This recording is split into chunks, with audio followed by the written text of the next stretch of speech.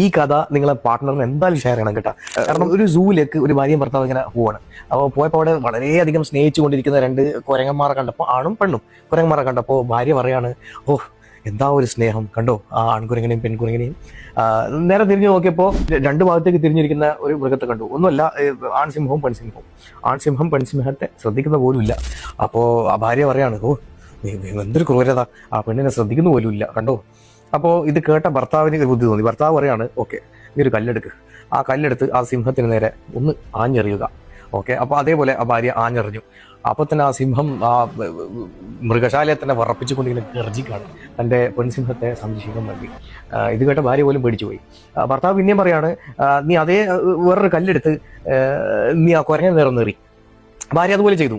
അപ്പോൾ തൻ്റെ പാർട്ട്ണറെ പോലും നോക്കാതെ ആ കുരങ്ങൻ നേരെ സ്വയം ജീവൻ രക്ഷിക്കാൻ വേണ്ടി മരത്തിൻ്റെ വിലക്ക് ഓടിക്കയറാണ്.